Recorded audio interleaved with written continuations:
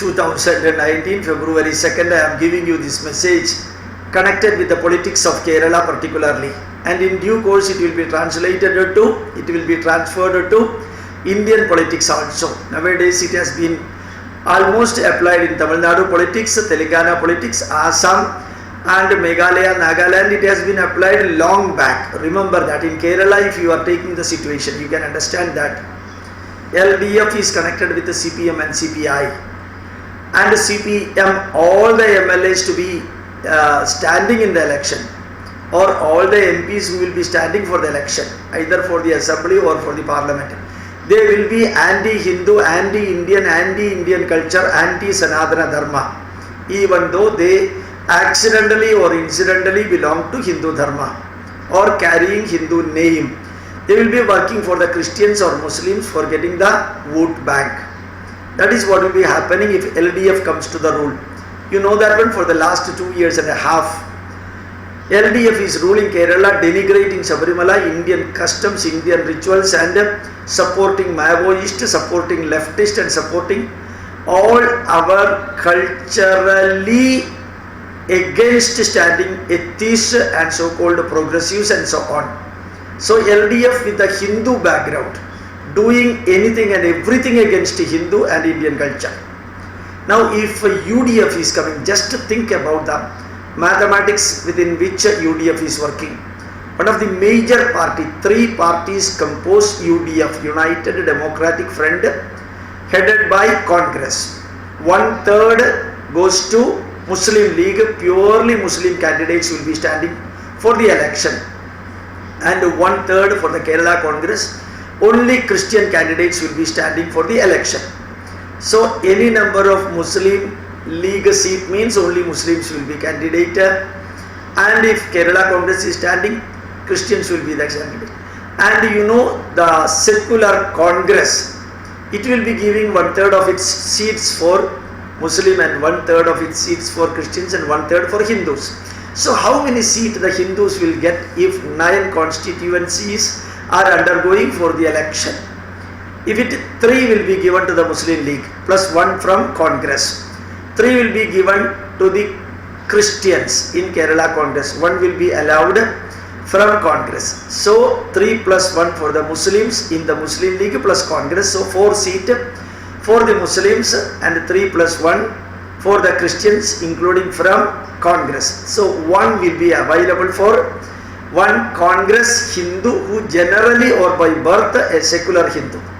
This is happening in Kerala. If UDF comes, even though the Hindus are said to be the so-called majority, the minority MLAs, minority MPs will be maximum in number if UDF is winning the election.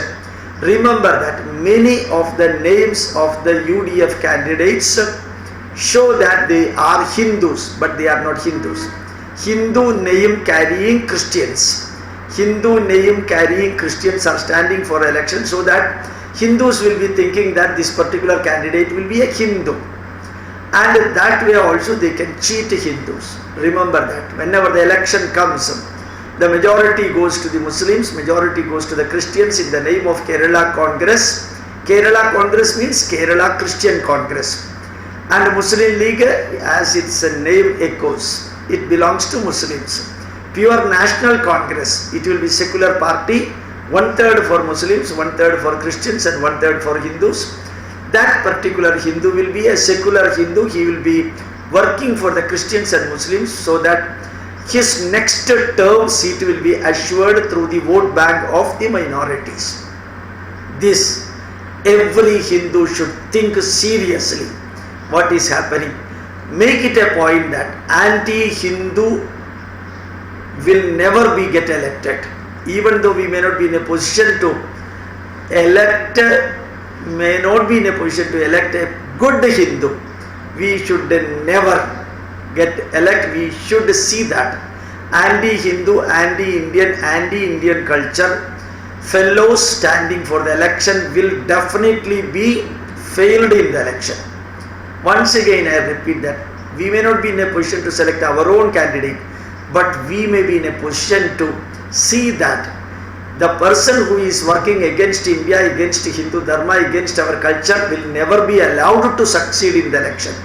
This is the most important point that every Hindu should remember always, wheresoever he is, whether it is in India, anywhere else.